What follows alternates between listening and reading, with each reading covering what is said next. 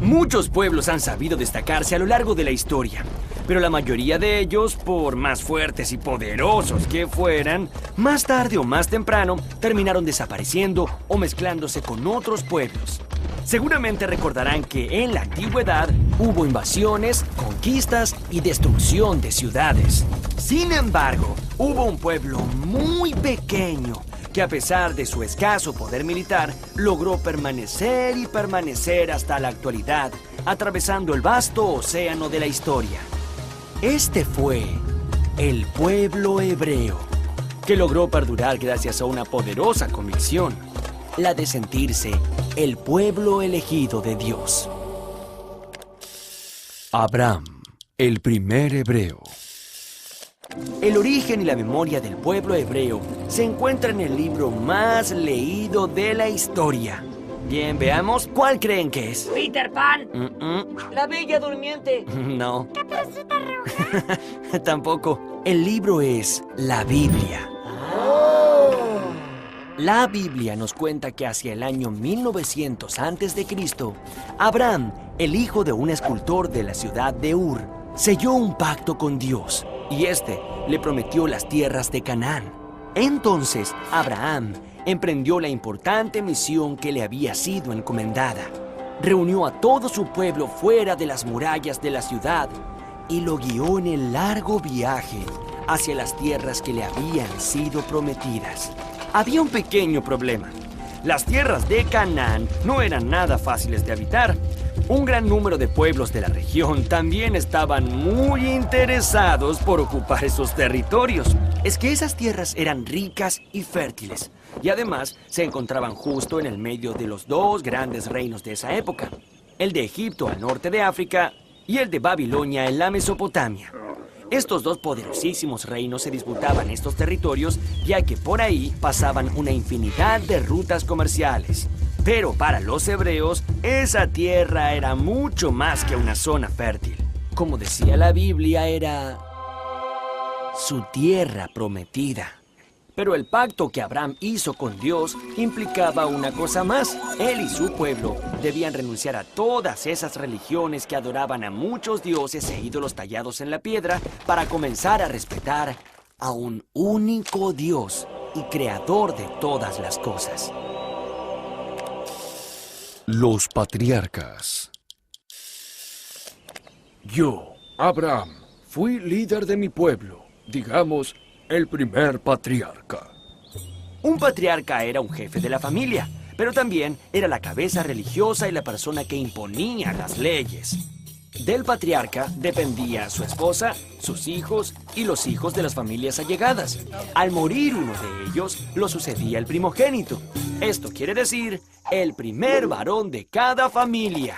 El primogénito de Abraham fue Isaac, y el de Isaac, Jacobo, que se hizo famoso porque tuvo 12 hijos, y cada uno de ellos fue patriarca en su tribu. Estas fueron las 12 tribus originarias del pueblo de Israel, el pueblo que sigue las enseñanzas y la palabra de Dios. El cautiverio en Egipto. Entre los hijos de Jacobo, que eran también bisnietos del gran Abraham, José tenía una gran virtud. Soñaba cosas que luego sucedían. Un día José contó uno de sus sueños a sus hermanos.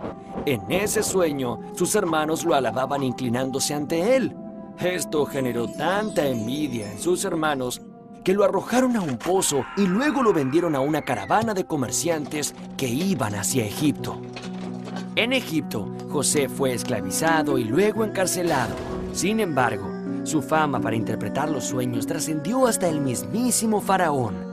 El faraón le contó a José que el sueño le había mostrado primero 7 vacas muy gordas y luego le mostraba otras 7 vacas, pero muy flacas.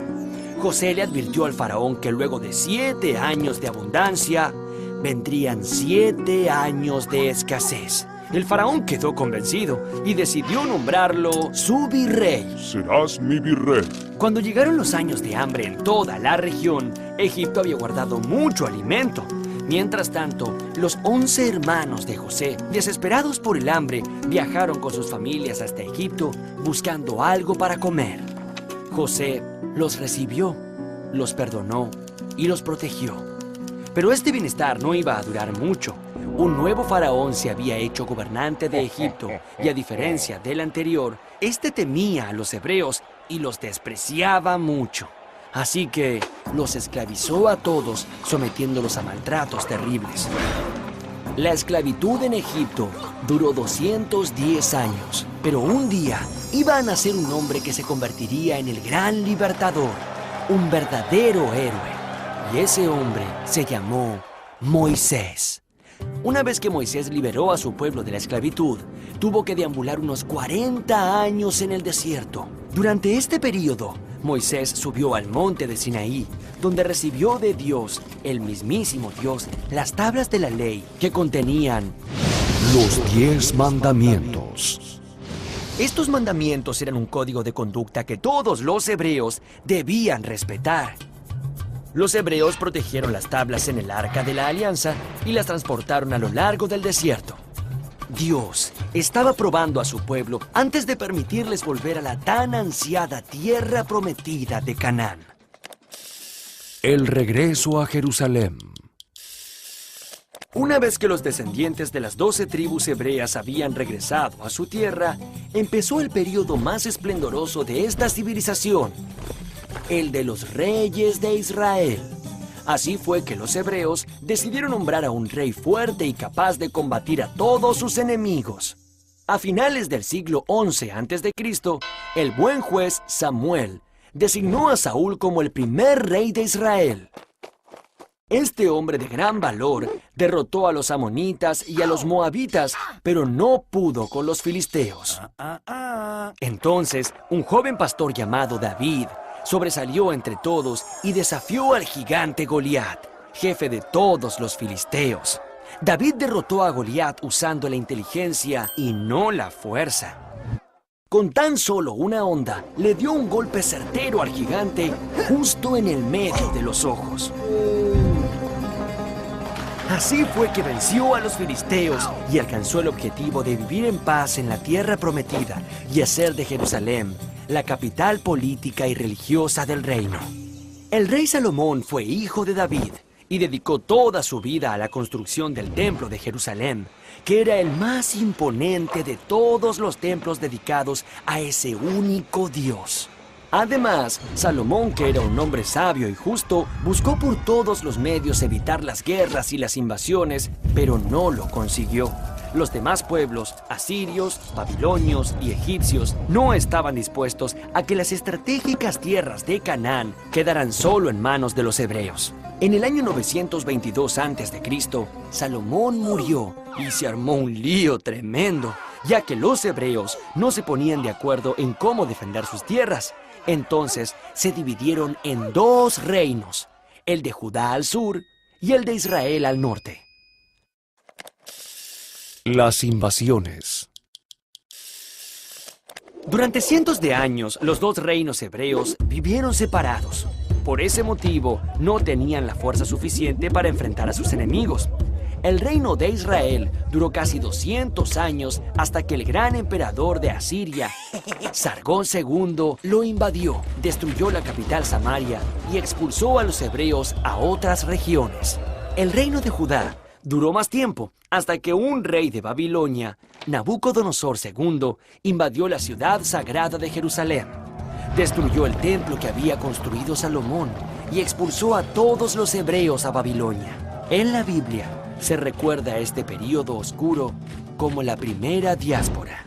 Durante esos años de cautiverio quedaron en el olvido las viejas disputas entre los hebreos de los 2 reinos y todos los descendientes de Abraham pasaron a llamarse por igual el pueblo judío. pero tuvieron que esperar 50 años más hasta que en el 539 a.C.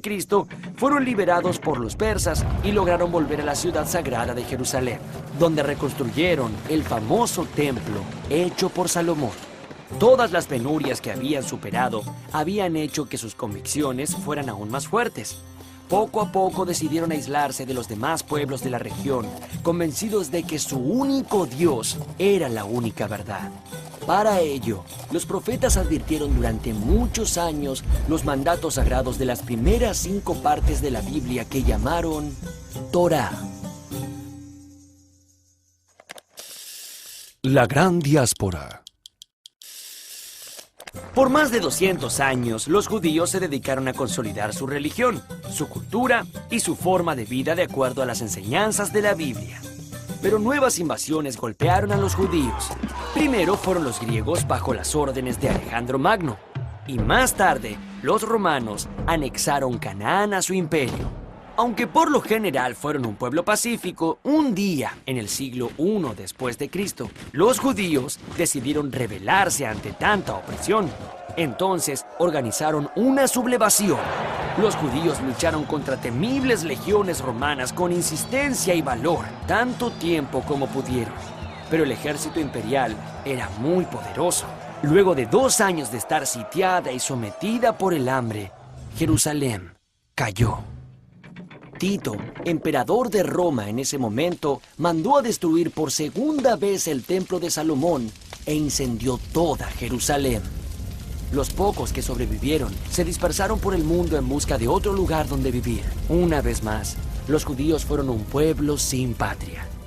Un gran grupo de ellos se dirigió a la península ibérica pasando por el norte de África, y ese fue el comienzo de una nueva vida.